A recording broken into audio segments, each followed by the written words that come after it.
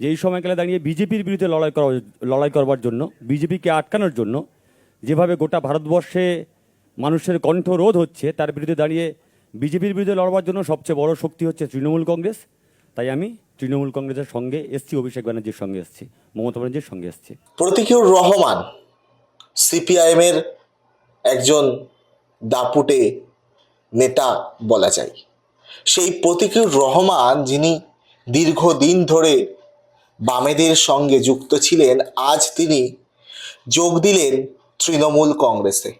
হ্যাঁ, যার বিরুদ্ধে লোকসভা নির্বাচনে প্রার্থী হয়েছিলেন এই প্রতীকুর, অর্থাৎ অভিষেক বন্দ্যোপাধ্যায়, ডায়মন্ড হারবার লোকসভা কেন্দ্রে, সেই অভিষেক বন্দ্যোপাধ্যায় অর্থাৎ নির্বাচনের প্রতিপক্ষ 2024-এর, তারই হাত ধরে তৃণমূল কংগ্রেসে যোগ দিলেন, তার হাত থেকে পতাকা তুলে নিলেন। অর্থাৎ দাঁড়ালো কি? দাঁড়ালো হচ্ছে এক সময়ের রাজনৈতিক প্রতিপক্ষ, আজ তার রাজনৈতিক সহযোদ্ধা।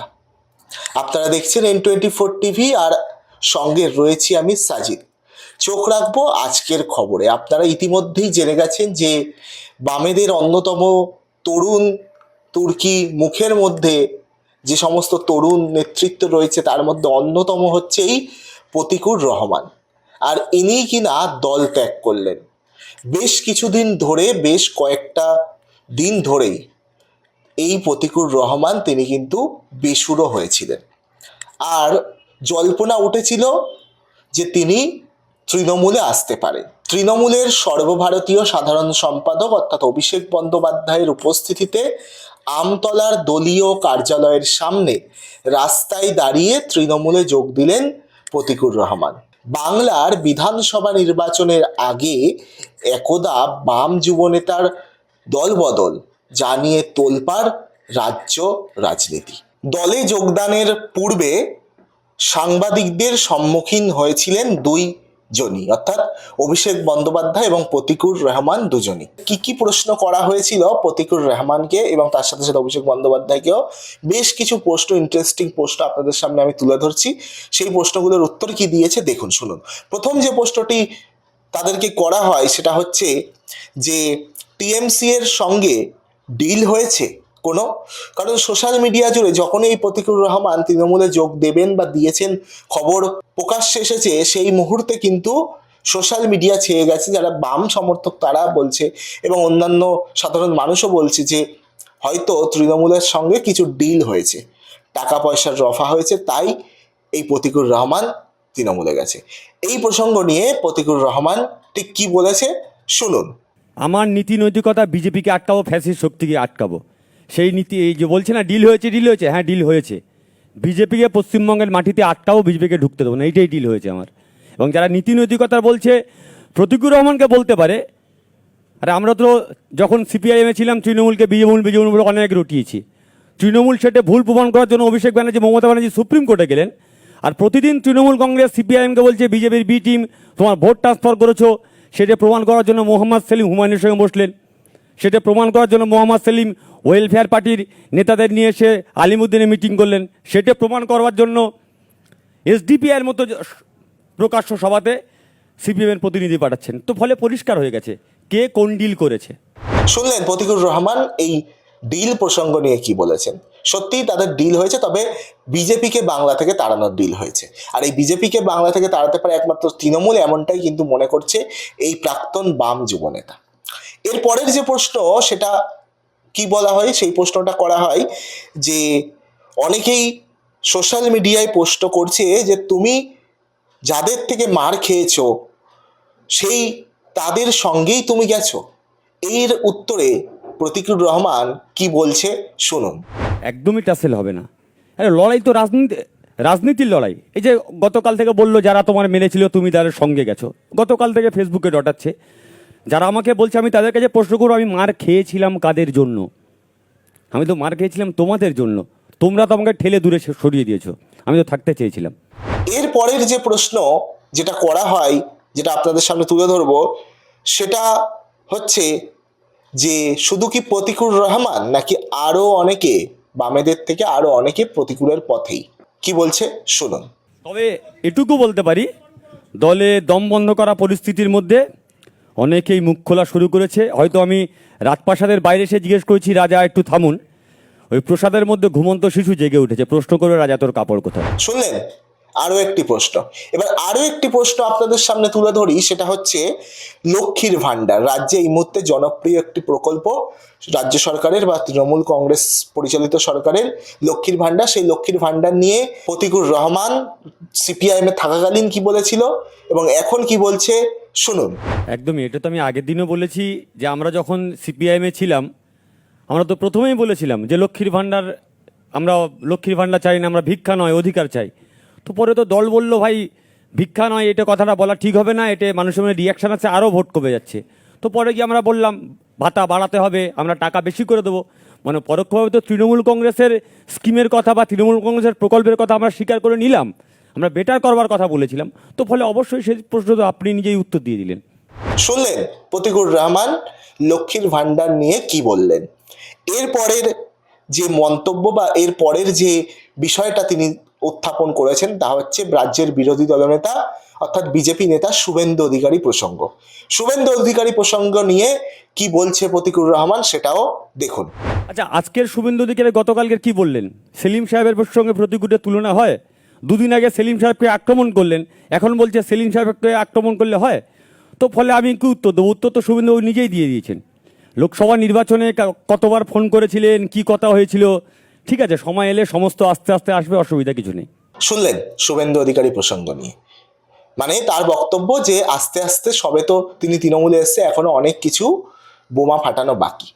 শুনলেন সেই মোহাম্মদ সেলিম এবং শুভেন্দু অধিকারীর একটা কিছু বললেন। এরপরের যে বিষয়টা সেটা নিয়ে, সেটা হচ্ছে খুব ইন্টারেস্টিং এবং খুব একটা গুরুত্বপূর্ণ প্রশ্ন বলে আমি মনে করি।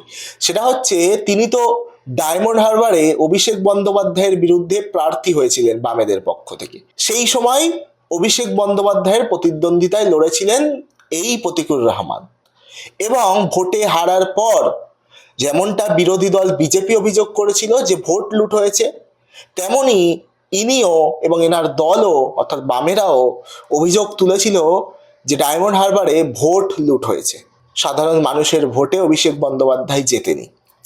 সেই প্রসঙ্গ যখন প্রশ্ন করা হয়, সাংবাদিক যখন প্রশ্ন করে, সেই নিয়ে কি বললেন। আচ্ছা, আমাকে 1 মাস আগে ভোটে দাঁড় করানো হয়েছে, সবাই জানে আমি হারবো, তো আমি হারবো, তো আমি কি বলতাম আমি হেরে গেছি, আমার সাংগঠনিক শক্তি নেই, আমি ডায়মন্ড হারবারে ক্যান্ডিডেট দিতে পারিনি, আমার কাছে বেস্ট অপশন ছিল এটাই বলা, ভোট লুট হয়েছে।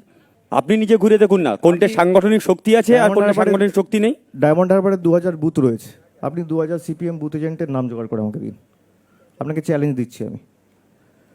সিপিএম বুথে বসতে পারবে না, দায় তৃণমূলের। কংগ্রেস এজেন্ট দিতে পারবে না, দায় তৃণমূলের। আমাদের এজেন্টরা বসবে নাকি সিপিএমের এজেন্ট হয়ে? আপনি জোগাড় করে দিন। তো লগবুক থাকে, তো স্ক্রুটিনির সময় থাকে, ভোটের পরের দিন সবাইকে যেতে হয়, ইলেকশন এজেন্ট থাকে। আপনি যান না, জোগাড় করে দিন আমাকে।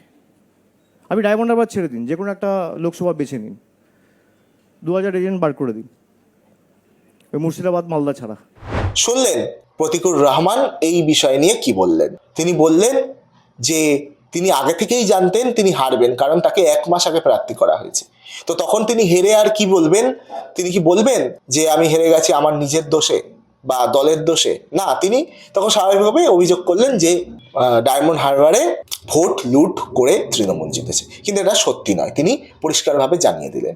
এরপরে আর দু একটা প্রশ্ন, সেটা হচ্ছে তিনি বলেছেন, প্রশ্ন ঠিক নয়, তিনি বলছেন যে দম বন্ধ করা অবস্থা থেকে, অর্থাৎ বামেদের থেকে, বাম দল থেকে, তার নিজের দল থেকে তিনি দম বন্ধ অবস্থায় হয়ে যাচ্ছিলেন, সেই কারণে তিনি নিঃশ্বাস নিতে তৃণমূলের সঙ্গে যোগ দিয়েছেন মানুষের জন্য কাজ করার জন্য। আমি কোনো ব্যক্তি আক্রমণ করতে চাই না, আমার দলের অভ্যন্তরে যারা দম বন্ধ করেছিল সেই দম বন্ধ অবস্থা থেকে আমি নিঃশ্বাস নিতে এসেছি। তো ফলে আজকের থেকে আমার নতুন জার্নি শুরু হয়েছে, তো সেইখান থেকে যা লড়াই হবে রাজনৈতিকভাবেই লড়াই হবে, ব্যক্তিগত আক্রমণ আমি করতে চাই না। আমরা দেখেছিলাম মোহাম্মদ সেলিম তিনি সাংবাদিক সম্মেলন করে গত আগের দিন দু একদিন আগে তিনি এই প্রতিকুর রহমানের দল ত্যাগের প্রসঙ্গ, তখন অবশ্য প্রতিকুর রহমান তৃণমূলে যোগ দেয়নি, সেই সময় তিনি বলেছিলেন যে প্রতিকুর রহমান দল ছেড়ে যাওয়াটা তার কাছে সন্তান হারানোর যন্ত্রণা। সেই প্রসঙ্গ নিয়েও কটাক্ষ করেছে প্রতিকুর। কি বলছে শুনুন। পিতা যদি সন্তানকে নিজেই গলা টিপে হত্যা করে আর তারপর চিৎকার করে বলে সন্তান হারানোর যন্ত্রণার কিছু বলার নেই।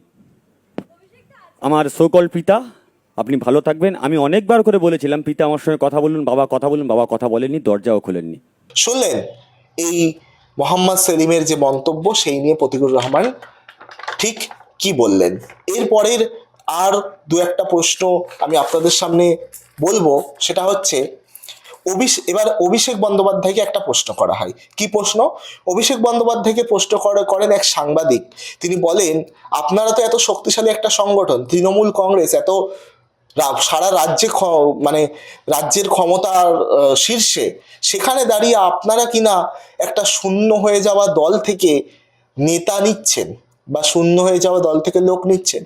এই প্রসঙ্গ যখন বলে অভিষেক বন্দ্যোপাধ্যায়, তখন অভিষেক বন্দ্যোপাধ্যায় কিন্তু কিছুটা হলেও একটু রেগে যান এবং সাংবাদিককে পাল্টা প্রশ্ন করেন। কি বলছেন অভিষেক বন্দ্যোপাধ্যায় শুনুন। সব থেকে বেশি কষ্ট তো আপনার হচ্ছে দেখছি। আপনার গায়ে লাগছে? আপনি কি তৃণমূল করেন নাকি? কে অভিযোগ করছে? তো সোশ্যাল মিডিয়া উত্তর নিতে বলবেন। যেদিনকে সামনাসামনি এসে প্রশ্ন করবে সেদিনকে উত্তর চাইবেন। যদি কেউ আসতে চায় তৃণমূলে, ভালো লোকেরা, আমি সুযোগ দেবো না? তরুণ প্রজন্মের কোনো প্রতিনিধি আসতে চাইলে আমি সুযোগ দেবো না তাদেরকে দলে ঢুকে মানুষের জন্য কাজ করার? এত গায়ে জ্বালা কেন? আর আপনাদের এত গায়ে লাগছে কেন দু চারজনের? সোশ্যাল মিডিয়ায় প্রশ্ন করছে। সোশ্যাল মিডিয়া না করে ঝান্ডাটা নিয়ে রাস্তায় নামুন। সোশ্যাল মিডিয়ায় থাকলে 4 থেকে 2% হবেন, আর রাস্তায় ঝান্ডাটা নিয়ে নামলে 4 থেকে 5 হওয়ার সম্ভাবনা রয়েছে। শুনলেন অভিষেক বন্দ্যোপাধ্যায়ের মন্তব্য। এরপরে অভিষেক বন্দ্যোপাধ্যায় আরও কিছু মন্তব্য করেন, তা হচ্ছে এই যে প্রতিকুর রহমানকে দলে নেওয়ার প্রসঙ্গ নিয়ে, এবং আরও কেউ যদি আগামীতে আসতে চায় সেক্ষেত্রে তার কি অবস্থান থাকবে তাদের দলের এবং অভিষেক বন্দ্যোপাধ্যায়ের, সেই সমস্ত নিয়ে অভিষেক বন্দ্যোপাধ্যায় বেশ কিছু মন্তব্য করেছে। সেগুলো আগে দেখুন, তারপরে আজকের প্রতিবেদন সমাপ্ত করব।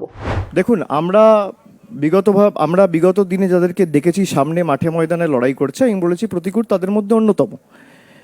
কিন্তু তাদের মধ্যেও ভালো খারাপ রয়েছে। তাদের দলের অভ্যন্তরীণ কি বিষয় আমি তো বলতে পারবো না। কিন্তু যদি কারোর মনে হয় যে এই দলে আমি 10 বছর 12 বছর কাটিয়েছি এবং আমার দাবি বা আমার কথাগুলোকে মান্যতা দেওয়া হচ্ছে না বা সাজেশনগুলো কনসিডার করা হচ্ছে না, তার যদি মনে হয় যে সিপিএম একটা ব্যক্তির দ্বারা তাদের স্বার্থ চরিতার্থ করার জন্য দলটাকে লাটে ওঠানো হচ্ছে, আমি তাদের কাছে আহ্বান জানাবো যে তারা সেই দল ছেড়ে সময় নষ্ট না করে মানুষের জন্য কাজ করে। এবং তৃণমূল বলে না, তাদের যদি মনে হয় অন্য দলে যাওয়ার, তারা যেতে পারে, সেই সুযোগও তাদের কাছে আছে। আমি যেহেতু একটা দলে রয়েছি এবং আমি দলের সাধারণ সম্পাদক, আমি দলের সাংসদ, আমার এটা অধিকার যে আমার দলে আমি চাইবো তারা আসুক এবং মানুষের জন্য কাজ করার সুযোগ পাক। কিন্তু যে কজন মাঠে ময়দানে লড়াই করেছে বা চাওয়া পাওয়ার রাজনীতি যারা করেনি, যাদের রাজনীতি থেকে পাওয়ার কিছু নেই, যাদের কোনো স্বার্থ নেই, যারা স্বার্থ সিদ্ধির জন্য রাজনীতিতে আসেনি, তাদের মধ্যে আমি মনে করি প্রতিকুর অন্যতম।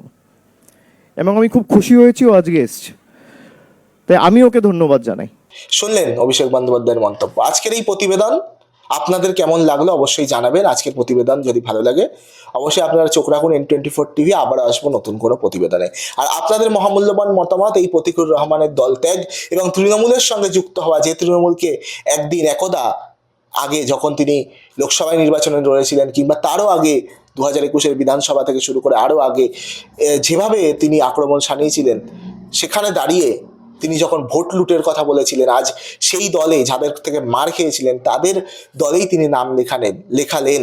এক্ষেত্রে আপনাদের কি মনে হয় আগামী দিনে 2026-এর নির্বাচনে প্রতিকুর রহমান কি প্রার্থী হবে? প্রতিকুর রহমানের ভবিষ্যৎ কি বলছে? বলবেন আপনাদের মহামূল্যবান মতামত, জানাবেন কমেন্ট বক্সে। নজর রাখবেন N24 টিভিতে।